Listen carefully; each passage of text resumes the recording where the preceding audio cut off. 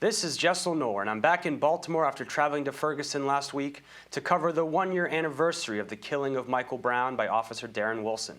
Hundreds of demonstrators marked the occasion with several days of protests demanding justice for Brown and change. While in Ferguson, we explored what this change looks like 1 year after that fateful event that sparked weeks of unrest and spurred a national debate over the issue of police brutality, policing in minority neighborhoods. Well, one of the changes that has transpired over the past year is the election of 2 additional black city council members in the majority black city of Ferguson. We're now joined by one of those city council members, Wesley Bell. Mr. Bell represents Ferguson's 3rd Ward. He's also an attorney, a professor, and a municipal court judge in Velda City, which is also in St. Louis County, along with Ferguson. Thanks so much for taking the time to talk to us, Mr. Bell. My pleasure. So, what do you see as the changes that have taken place in Ferguson over the past year? I think there's been a lot of positive change, and not just the visible or surface changes with respect to the council becoming more diverse, as well as many of our city leaders. And again, I do want to stress that the goal is not diversity for the sake of diversity. You don't want to. You still want to bring in quality people who can do the job and serve our citizens. And so talk about what some of this positive change looks like and what it means for the people, the residents of Ferguson. Well, if you look at our courts, we have one of the best judges in the state now heading our courts, and Judge Donald McCullen. And even the Department of Justice has noted the changes that we've made in our court. The goal is that everyone is treated fairly and equally, regardless of their economic situation or what have you, and that's what you're seeing now in our courts. Also, another thing that was probably my biggest issue was community policing. We have started that process. We started the implementation of that model.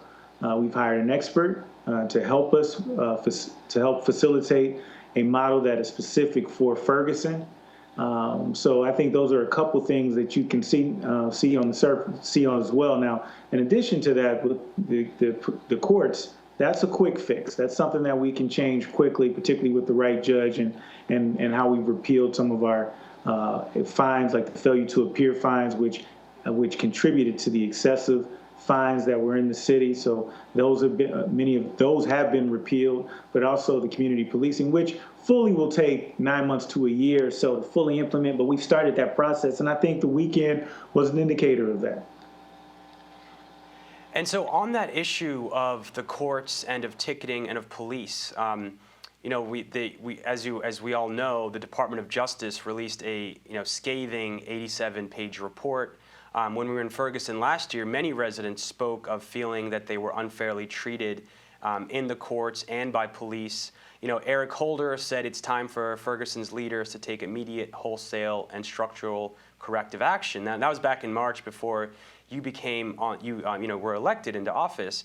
CNN Money did an investigation earlier this month, and they found that while the number of tickets and arrests have decreased, they're increasing again. And they declined sharply in March when the Department of Justice report was released, but they have nearly tripled since then, from 189 in March to 538 in June. What's your response to that? Right. What I noticed in March, and that was during the, I guess earlier in the, or several months ago, obviously before I was on council, I should say, is that there was a drastic cut or reduction in the number of tickets and arrests and things of that nature. And I think that had a lot to do with what was going on at the time. And I think many in law enforcement were taking a less proactive role, and probably, and I think the increase is still a decrease from last year, but I think now that we're starting to implement more community policing, you're going to see an increase from March but still it's going to be a lot lower than from last year, if that makes sense. So I think part of it is the normal balancing out of now that we're starting to get back to what we call our new normal. We're going to see an increase from earlier in the year, but it'll still be decreased because the emphasis will not be on revenue, particularly with respect to tickets. So, so I would say, let's look at the numbers fairly, and I think that you're going to see you're going to see, and you have seen an improvement in the way that our community is policed and the job that our men and women of law enforcement are doing. What does community policing mean to you? Because this issue of community policing it's been a discussion that's happening all over the country. And here at the Real News in Baltimore, we've held town hall discussions on that issue. And some people point to different models happening around the country. Everyone agrees that every community needs its own model, but there's models that exist in places like Toronto where it's a civilian review board or even a governing board that not only gets to review policies, but also gets to decide policies. They get to hire and fire police chiefs. Is that something that the city of Ferguson is looking at? Well, that's not community policing per se. And yeah, the term does get thrown around, but as you know, I'm a professor of criminal justice, so it has a specific meaning. Now, there's a lot of different ways that's going to fit an individual community. So what fits for Baltimore or Toronto will not necessarily fit for Ferguson. But at its heart, it's about information going two ways initially, or to start the educational component, if you will. Traditionally, police departments, if there's a problem, they implement policy. Community policing suggests that the public that information goes two ways and that the public has input as well. Now, that can manifest in a lot of different ways. For example, community partnerships, neighborhood associations, watch block units and things of that nature. But in South Central LA, after the riots, that also part of what worked for their particular community was, in addition to the things I mentioned, police officers even coaching Little League basketball and football, because that's a way of building those relationships early with our young people. So it can look different ways, but at the heart of it, it's about information going two ways. It's about creating more community partnerships. It's about the police department being a part of the community as opposed to being distant from the community. But just like we've done, we've hired an expert to help customize a model for Ferguson. And, so you're a professor of criminal justice.